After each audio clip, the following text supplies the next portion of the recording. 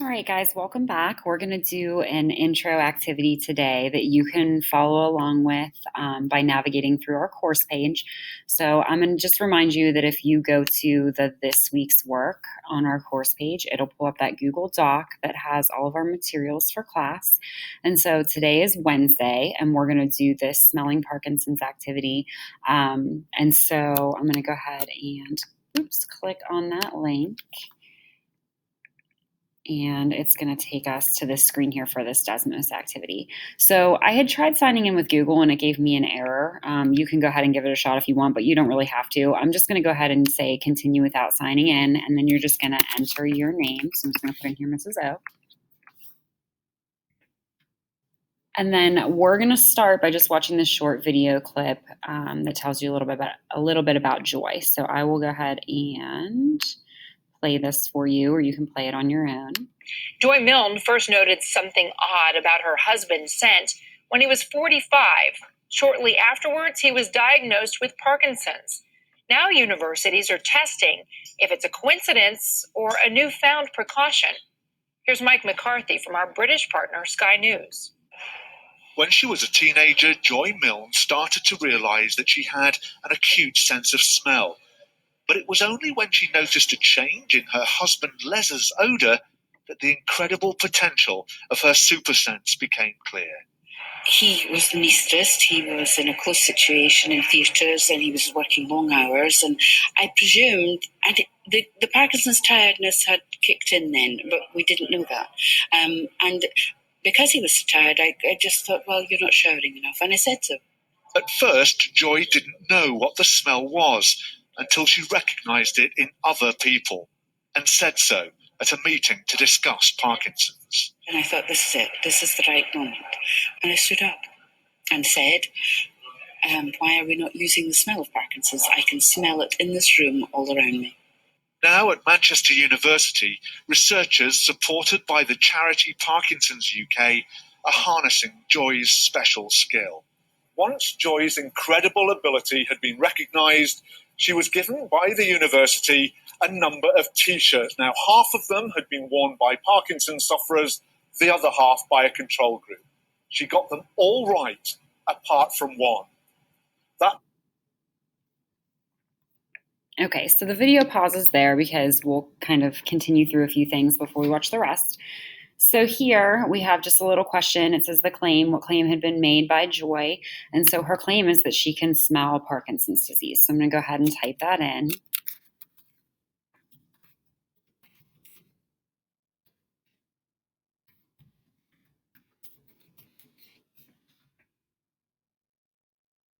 And so then here, for testing the claim, she made that claim, and we want to go ahead and see whether or not she might be being truthful, is that they had her smell shirts, and half of the shirts were worn by Parkinson's patients, the other half were not. So we'll just say they had her smell shirts.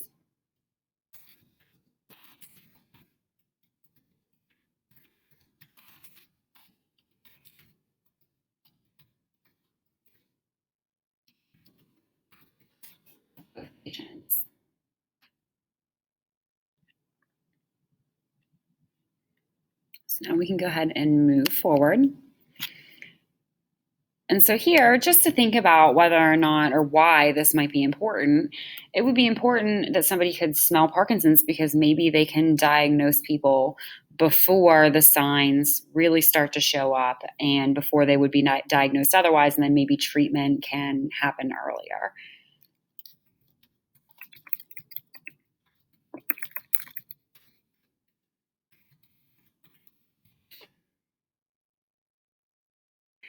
So here, take a minute and think about this question. If half of the patients were wearing, or half of the Parkinson's patients were in the shirt mix, and then the other half were non-Parkinson's patients, we don't know how many correct guesses out of 12 or how many correct decisions out of 12 would we expect her to get if she was just guessing.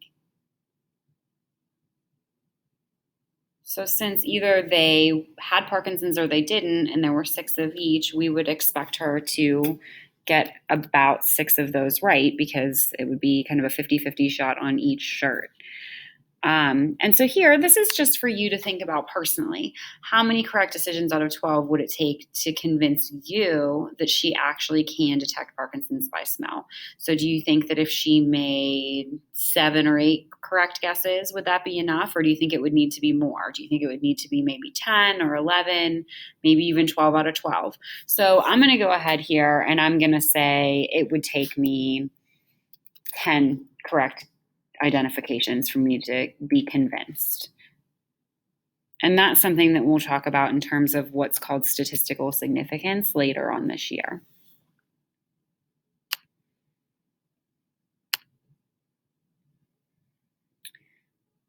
So now we're going to walk through the simulation of this experiment. And this is something that, because you're doing the activity asynchronously today, we can't do as an entire class. We're going to take a look at data that I have from last year's classes just to have something to talk about.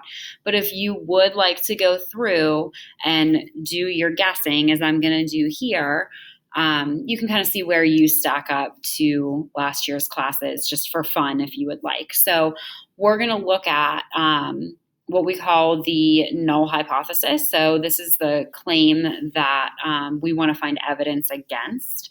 So here, our null hypothesis would be that she can't smell Parkinson's. We're hoping that she in fact can. So they want to find evidence against the fact that she cannot.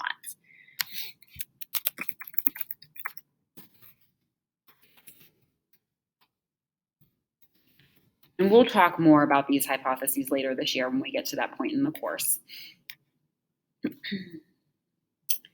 And here, another hypothesis that we test is what's called the alternative hypothesis. So here, we're hoping to find evidence that she can smell Parkinson's.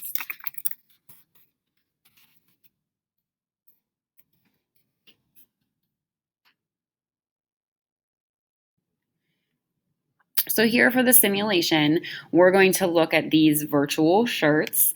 And so we're going to say that some of these shirts were worn by Parkinson's patients and some were not.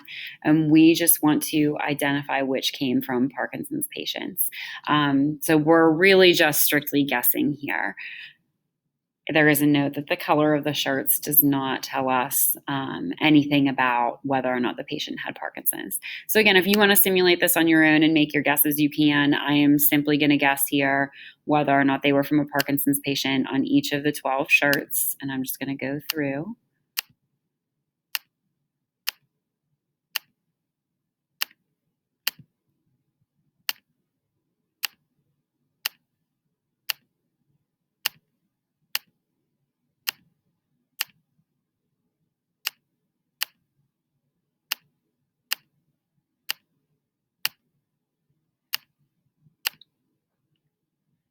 Okay, so I made my guesses and I only got 3 correct. And so here, I'm going to move to the next screen. It says I'm going to see results from everyone in the class, which I'm not going to because we're doing this asynchronously. But what I am going to do here is I am going to pull up a dot plot, which we'll talk about how to create a dot plot later, from last year's students. So here on my x-axis, I have the number of correct guesses. And so somebody could have guessed as few as none of them correctly, all the way up to all 12 correctly. And then the dots just represent one student. So here in last year's classes, there was 1 student that only guessed 1 correct, 2 students that guessed 2 correctly. Over here, you've got 3 that guessed 10 correctly. So most students guessed about 6 correct. So I'm going to jump back here. And so it says, explain the meaning of the subject represented by the black X in the dot plot, which here is 4. So this would say that there were 4 correct guesses out of the 12.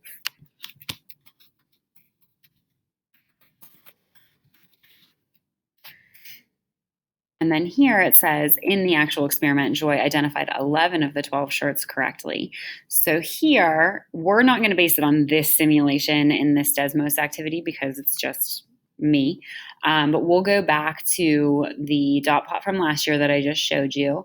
And it says, what proportion of the simulations resulted in 11 or more shirts correctly? So here, if I pull this back up, 11 or more, there were only 2 students last year that guessed 11, no students guessing 12, out of a total of 56 students last year. So if I counted up all of those dots, there's 56 of them. So in terms of calculating that proportion, it's 2 out of 56, which this is calculating for me. So it's 0.04 roughly. So that is what's what we call a p-value, which is something that we'll talk about later. But it's really telling us how likely it is that she would have gotten 11 or more correct if she was truly just guessing. So you can see here that that's pretty unlikely. There's only about a 4 or less than a 4% chance that she would get 11 or more correct if she was guessing. So here it's saying how might we improve our estimate of the true probability, something that we'll take a look at as we move forward is just more trials. There's a lot of short run variability. So even though I had 56 students do this last year, if I had thousands of students do this, then we would have a better estimate of that p-value or probability. So I'm going to just go ahead here and say more trials.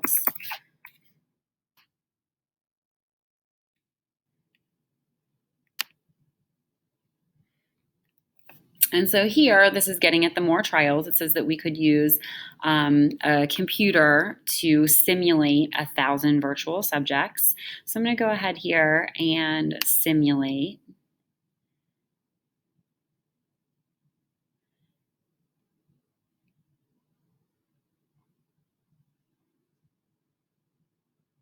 And it's just taking a little while to do that, but you can kind of see that the shape of this graph is similar to what I showed you with the dot plot from my students last year.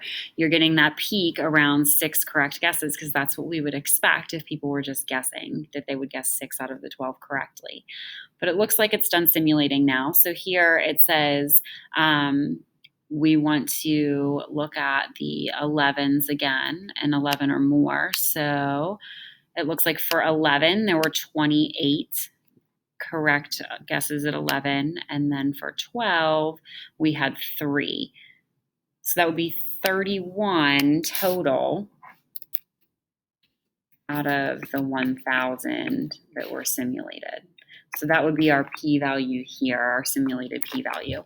So that is actually even smaller than what we saw on the last slide. We're saying that that's about a 3% chance that you would get 11 or more correct just by guessing. So it's pretty unlikely. So here it says, is that likely? Probably not. So because it's pretty unlikely to get 11 or more correct responses just by guessing, that probably gives us evidence to support Joy's claim. It would be so unusual to see 11 or more correct guesses if she was just in fact guessing. We would only expect to see that about 3% of the time. We will say evidence for her claim or to support her claim.